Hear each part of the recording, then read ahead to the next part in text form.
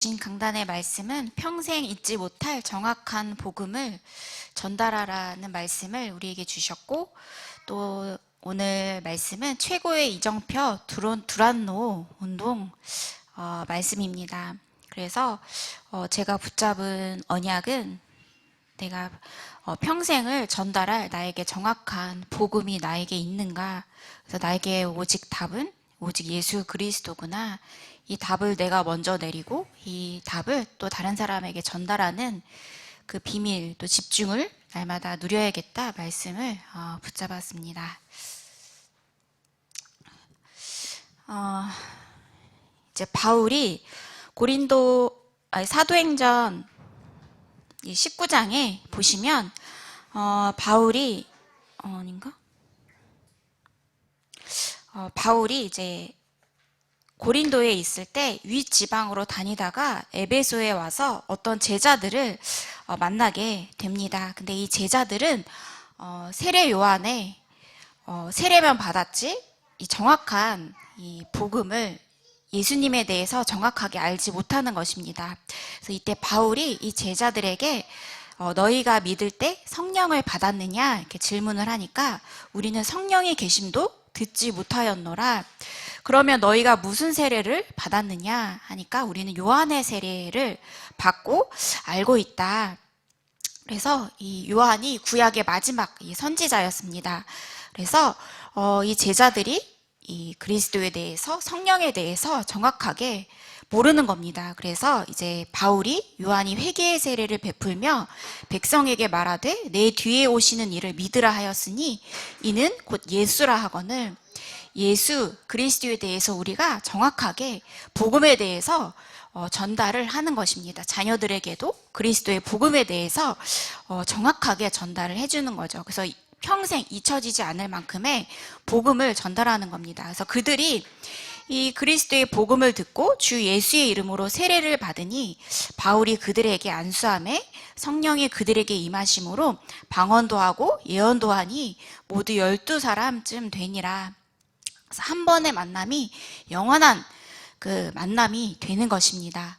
그래서 이제 바울이 이제 3차 전도의 여행 이 지역이 바로 에베소 그 지역이었습니다. 이 에베소 지역은 어떤 지역이었느냐 하니까 4대 도시, 발전된 엄청난 4대 도시 중에 하나였습니다. 로마, 알렉산드리아, 안디옥, 에베소.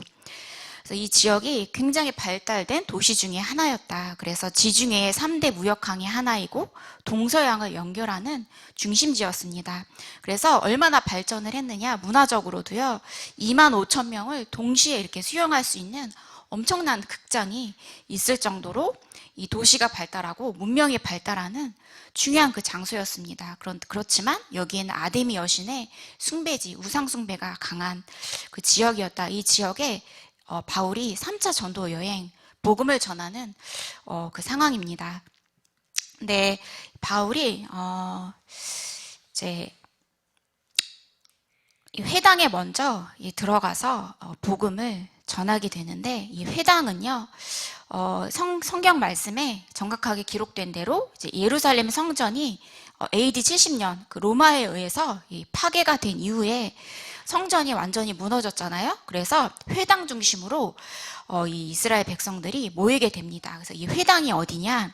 종교적이고 또 사회적이고 생활의 중심지이고 또 예배드리고 종교 모임하고 아이들이 모여서 이 공부를 하는 학교, 그래서 모든 것에 중요한 중심지였습니다. 그래서 심지어는 사법 절차도 여기서 진행될 만큼 이스라엘 사람들에게는 굉장히 중요한 장소였습니다. 이 장소에서 이 바울이 3달 동안을 담대히 하나님 나라에 대해서 강론을 했다. 그러니까 3달 동안 안식일에 이 강론을 했다면 한 12번 정도를 바울이 복음에 대해서, 하나님 나라에 대해서 집중해서 이 말을 하게 됩니다. 그런데 사도행전 19장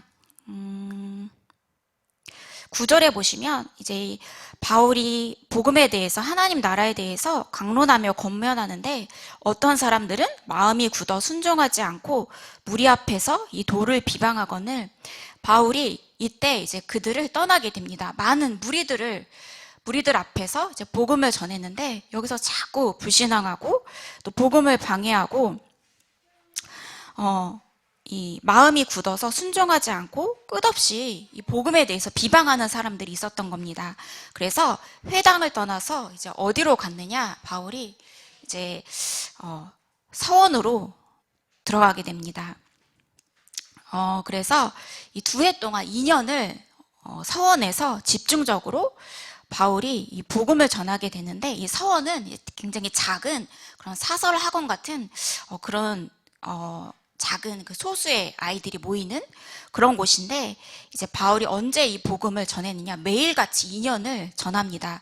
그러니까 또 휴식 시간에 아이들이 공부하다가 쉬는 그 휴식 시간, 그래서 더운 낮 시간에 이제 휴식 시간을 통해서 바울이 매일을 2년 동안 복음을 딱 전하게 됩니다.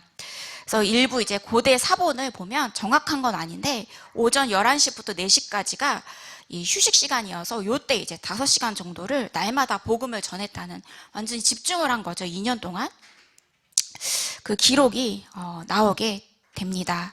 그래서 처음에는 많은 그 무리들에게 복음을 전했다면 나중에 서원에서 제자 중심으로 소수 집중을 하게 됩니다. 여기서 중요한 하나님의 역사가 일어나게 됩니다. 그래서 집중을 통해서 많은 제자들에게 복음이 전달되니까요. 그 결과 어떤 일이 일어났느냐? 그리스도의 복음이 쉽게 들어온 많은 사람들에게 치유가 일어납니다. 그래서 복음이 전파되는 곳에 심지어 사람들이 바울의 몸에 손수건이나 앞치마를 가져다가 병든 사람에게 얹으면 그 병이 떠나고 악기도 나갔다.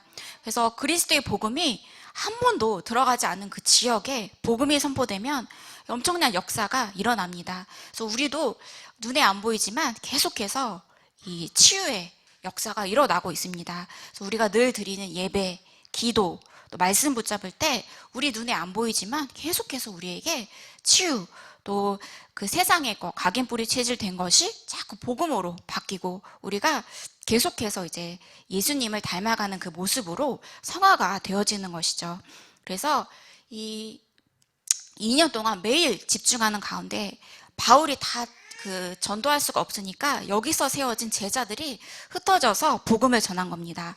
그래서 얼마만큼 이 복음의 역사가 강한지 마술을 행하던 그 책을 불사르는데 그 책값을 계산한 즉 은 5만이나 되더라. 그래서 막 흑암이 꺾이고 하나님 나라가 임하는 그 지역에 완전히 그 제자 중심으로, 또 소수의 제자 중심에 모여서 집중할 때 이러한 역사가 일어났습니다. 그래서 우리는 무엇을 또 해야 하는가? 우리는 날마다 이 집중의 비밀 속으로 들어가야겠습니다. 그래서 이 집중은 내가 하루에 한 번은 꼭 말씀을 듣고 또 이렇게 기록하면서 말씀을 들을 때 더 집중이 되어서 또 이렇게 말씀이 들리기도 하고요. 저는 이제 타이핑을 쳐서 이제 다 류 목사님 농담하시는 것도 그리고 강단의 말씀도 이제 목사님이 농담하시는 것까지도 이렇게 녹취를 하면 되게 은혜가 되고 정리가 되더라고요. 그리고 어디에 집중하느냐? 예배에 집중, 그리고 호흡 393 기도에 집중, 때로는 또 찬양 속에서 우리가 찬양 가사만 깊게 묵상해도요 우리의 영혼이 치유가 되지 않습니까? 그래서 우리가 이 집중, 짧은 시간이지만 계속해서 집중 속에 있을 때 우리의 영혼이 치유가 되어집니다. 그래서 저는 이제 경희 장로님이랑 이제 포럼을 이제 자주 하는데 이제 학교 그 상황에 대해서 많이 얘기를 해주세요. 그러면 저는 이제 포럼 속에서도 제가 붙잡는 그런 언약이 많이 있더라고요. 그래서 이렇게 사람들하고 대화할 때도 좀 주의 깊게 듣는 편인데, 이게 또 학부모님들 얘기를 되게 많이 해주세요. 그래서 이렇게 들어보니까 세 부류로 딱 정리가 되는 겁니다. 그래서 한 부류는요, 믿음이 특히 또 어릴 때 복음들은 분들이 학부모가 돼서 이제 또 이렇게 RGS에 보낸 분들, 일단 RGS에 보낸 자체가요 부모님들이 엄청난 언약이 있는 거 아닙니까? 이제 진짜 어떠한 일이 있어도 학교에서 무슨 문제가 있어도요 끝까지 기도하면서 원망하지 않고 불신앙하지 않고 오히려 선생님을 더 격려해주고 선생님을 믿고 이런 분들이 또 한 부류 계시고, 두 번째 부류는 남자아이들이 남자아이들이 되게 많대요. 얼마나 힘들겠어요. 남자아이들이 에너지도 많고 말도 안 듣고 여자아이들보다는 또 에너지가 많잖아요. 그래서 어머니들이 힘드니까 또 중학생들은 또 말을 안 듣잖아요. 그래서 학교로 보내서 이제 어머니들은 좀 쉬고 또 친구들도 만나고, 근데 일단 문제가 생기면 학교 탓을 하고 이제 선생님들 탓을 하는 두 번째 부류가 있고요. 이 세 번째 부류는 보니까 아이랑 늘 같이 지내다 보니까 얼마나 애틋해요. 그러니까 눈에 안 보이니까 불안하신 겁니다. 모든 부모님들이 다 불안하시잖아요. 염려도 되고 우리 아이가 잘 지내나. 근데 또 이제 일반 중학교는 학교 갔다 와서 네 눈앞에 아이가 보이고 대화도 할 수 있고 하니까 그래도 걱정을 덜 하잖아요. 근데 여기는 이제 애들이 핸드폰도 안 되고 아무것도 볼 수도 없고 하니까 어떤 어머님들은 엄청 불안해하는 거예요. 그래서 모든 분들이 다 불안하죠. 근데 이제 그게 또 영적 문제이신 분들은 불안해서 미칠 것 같으니까 계속해서 선생님한테 연락을 하는 겁니다. 우리 아이랑 연락 좀 하게 해달라. 이 시간도요, 막 밤늦게도 하고, 이게 사실 예의가 아니잖아요. 얼마나 힘드시겠어요, 선생님들이. 너무 힘드니까 이게 미치겠으니까 연락을 계속 하는 겁니다. 그래서 이렇게 좀 많이 이렇게 또 특히 또 모성애가 강한 분들은 더 그러실 수 있죠. 얼마나 걱정이 되겠어요. 근데 저는 그걸 들으면서 그 학부모님은 아이를 하나님이 RGS를 통해서 세워 나가시지만 그 어머니도 치유하시는구나. 집중의 시간. 그래서 아이랑 있을 때는 몰랐던 나의 그런 영적인 문제, 어떻게 보면 걱정, 염려를 떠나서 집착이잖아요. 그러니까 눈에 안 보니까 너무 불안한 거죠. 불안해서 미칠 정도면 이제 굉장히 심각한 거죠. 근데 거기서도 어머니들을 하나님이 치유하시고 세우시는구나. 하나님을 바라보도록, 어떻게 보면 그분들한테는 자녀가 우상인데 그분들을 이렇게 집중의 시간을 통해서 같이 하나님께서 치유하고 세워나가시는구나. 요거를 보게 되었습니다. 그래서 우리가 영적 문제 요거는 우리 복음 안에서는 문제가 아니고 하나님 앞에 서는 시간, 집중하는 시간, 그래서 다른 또 학부모들을 살리는 그런 귀한 축복 속에 있구나. 이 안에 있으면 다 귀한 시간이구나. 그래서 오늘 강단의 말씀 통해서도 베드로가 예수님을 만나고 그리스도의 빛으로 치유를 받았는데 이 아라비아 광야 집중의 시간이 있었다. 바울에게도.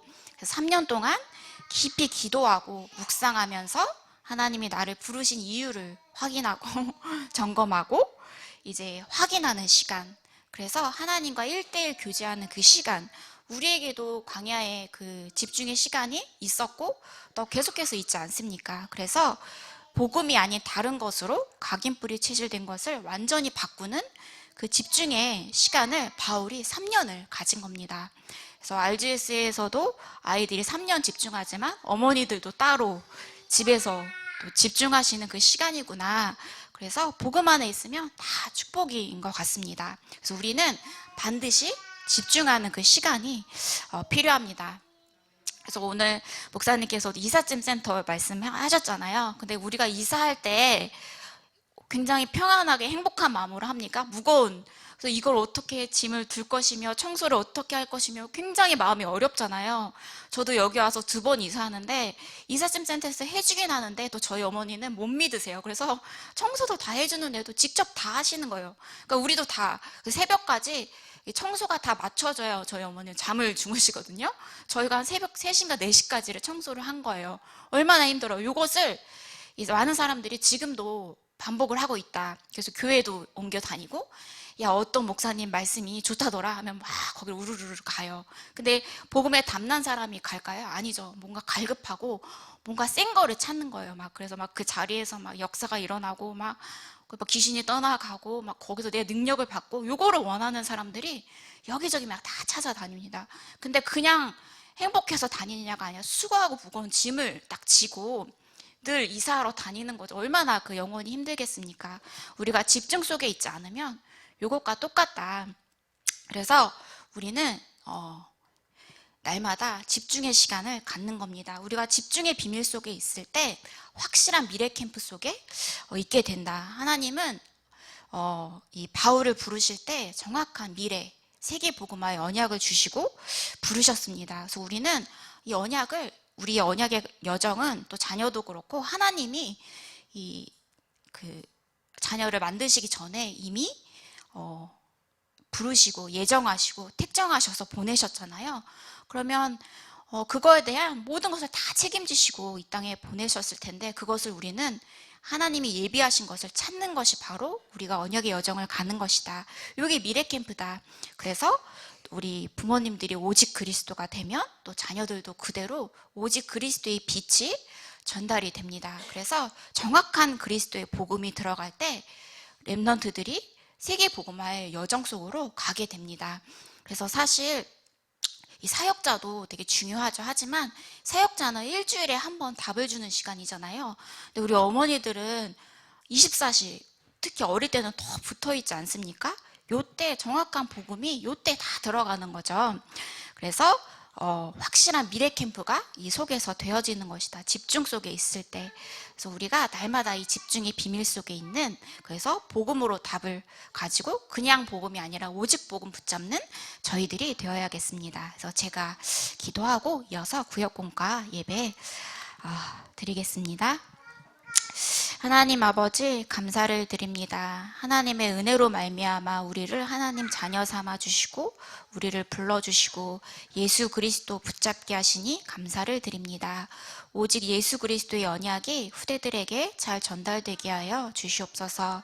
하나님 아버지, 또 세계복음화의 언약의 여정을 걷게 될 우리 렘넌트들을 축복하여 주시고, 또 그 발판이 되어서 기도의 배경이 되어질 우리 태영아 부모님들에게 성령 충만함과 오력을 더하여 주시옵소서. 하나님 아버지, 하나님의 예비된 것을 찾게 하시고 날마다 그리스도 붙잡고 집중의 비밀 속에 들어가는 저희들이 되게 하여 주시옵소서. 권세 있는 주 예수 그리스도 이름으로 기도합니다. 아멘.